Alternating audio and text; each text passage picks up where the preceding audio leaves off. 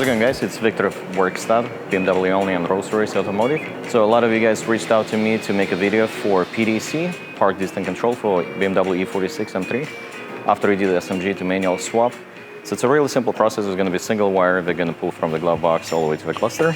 So first thing, we're going to take the glove box off. There's going to be 6 screws. We already removed here, and the glove box was broken before me, so it's not me, don't blame me. So it's going to be 1, 2, 3. There's going to be a deeper one right there, 4, another one on this side, 5. And when you pull the glove box, it's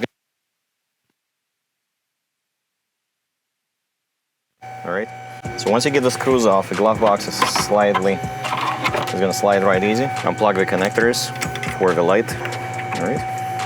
Just simply pull them. This one right here, just squeeze and pull. It's very simple. So your glove box is off. When you reinstall the glove box, see the mounting brackets for the gates. So when you put the glove box back on, they should slide right in. And the glove box should be hanging in place fairly easy with no screws on it, and then you just add the screws to security. I see a lot of times that when people do their own glove boxes, they install them incorrectly and they secure them with screws, and actually screws pull them in, and they actually sometimes deform or bend them or break them, or it's not opening properly. So it's a little trick with these plastic guys. Just make sure it slides in, stays in the place just fine without the screws, and then you can add one screw. Check the operation of the glove box, make sure it's opening properly, and from there just secure the rest of the screws. So first we're gonna get to a fuse box. To lower the fuse box, we're gonna open the tabs on both ends and just lower it. On the sides, we have some ears in there. We're gonna get closer to it right now, and you can unlock it so you can bring the whole fuse box down to get to the wiring in the back. We're gonna drop the whole fuse box lower, and we'll have full access in there. So there's gonna be 2 of these tabs on each side, holding the whole assembly in. The other side has a wiring in there, so it's a little more complicated. Not really complicated, you just gotta be careful. Don't pull it hard, it should come right off. So what do you do? Lower it, push it up, and it comes right out, you see? You do the same thing on the other side. This is the second tab right here. That's a placement where it goes. So it has a guide, it has a channel right here. So it goes up the channel and goes into the ear and just locks in place on both sides. Don't force it. Sometimes it gets a little bit tricky, but don't force it. Don't break anything. They go right in. They both have a channel right over here. Right now the whole assembly is hanging. It's a lot easier for you to get to this. So there's 2 tabs. One right over here, second here. You need to squeeze them toward the center and push the assembly up. There you go. So it's a lot, I mean, obviously you're not holding a flashlight in your hands. It's a lot easier. These 2 tabs with squeezing towards the center, the whole assembly goes right up, okay? So the wires we're gonna work with are gonna be this yellow and blue wires. So yours is gonna be, just look at the wires. Yours is gonna be right over here.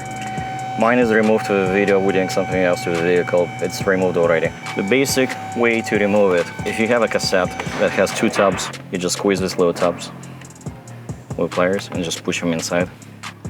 Do the same thing on this side. That's it. You just pull them out from a different side. This is not the wires we're working with. We're working with blue and yellow wires, okay? I'm just showing you an example of what it's gonna look like.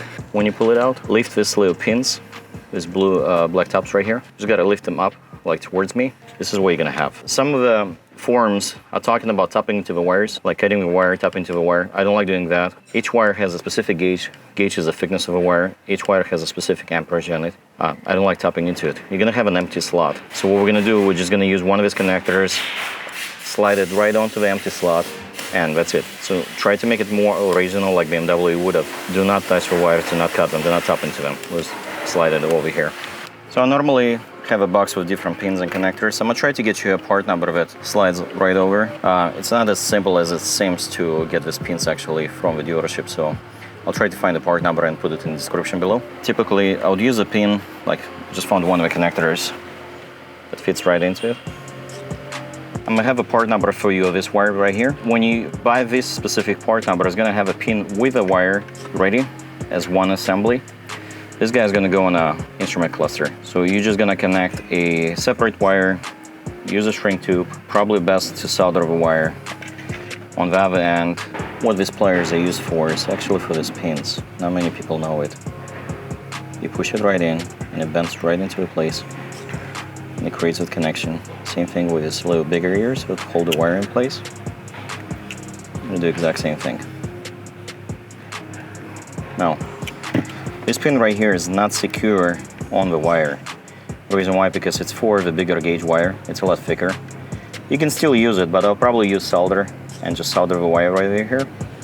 That way you got the proper connection, because see how easily I could pull it out. If you get the right gauge wire, it's gonna hold in place better, but I prefer soldering anyways. So we'll assume you did a proper connection in there with a good pin. Simply gonna slide it over, secure it in place. Then you're gonna use that black cartridge, cassette, whatever you're gonna call it, slide it back in place, put it in that junction, and hook it up back to the glove box. We're pretty much done here. We're not gonna assemble the glove box right now. We need to push this wire through the dashboard to the instrument cluster, and we're gonna push this pin into one of the connectors, and it's pretty much that's it. Like, it's a very simple process. For instrument cluster, all we need is a T20. There's gonna be 2 screws that we're gonna use. So there's gonna be 2 screws on the top, fairly visible. There's number 1. That's the second one. To remove the cluster, you simply tilt it, pull it right out. Instrument cluster is gonna have 2 tabs. You simply push it with a nail to unlock. Push it right up. Pull it out. Same thing at the other end. Push it with a nail. Unlock it. There you go. Okay. So the easiest way to pull the wire through the dashboard, I find it to use a flashlight. Just turn the flashlight on, put it in the dashboard facing the glove box. So for this purpose, I just had a piece of metal rod in the shop. You can use a pull for the fishing, whatever is going to be convenient. Just add a small piece of a tape to it. Make sure it's not too tight, because you're going to have to remove it on the other end. It's going to be simple. We're going to look into the glove box compartment. We're going to see the light in there, and we're just literally going to poke the light. So we got the wire on this end. So we're going to work with this white connector. There's a little top on this end. You could use your nail. I'm going to use a little tool for the purpose of the video. You just push it down and unlock it. There we go. All right, so each side of the connector is going to have numbering in there. On this side you can see number 1, number 9. So it's going to start 1, 2, 3, 4, 5, 6, 7. Number 7 is the one we're going to use for. You simply use a pin into the number 7. Push it in, it slides right in. You're going to hear a little click. That's it, it's locked in. There's no way it's getting out. So there's a reason why the wires are insulated, because there's a lot of vibration in the car. You got metal framing in the vehicle. Some edges are going to be sharper than others. Some of the screws are sticking out. When you're vibrating, you're going to be rubbing the wire on it. Like on the E90 models, it's a really common issue where wire rubs and grounds to the body of the vehicle, and you have a fault code so that people can't figure it out. Use a tape and just wrap the wire around it as far as you can go with it, just to isolate the potential vibration, potential issues. So once you get the wire in and you isolated it properly, just slide it back into the connector. It locks right back in. Make sure you unlock the pin before installing it to the cluster. It has to be full unlocked to go in, and when it's locked, it's going to lock in place.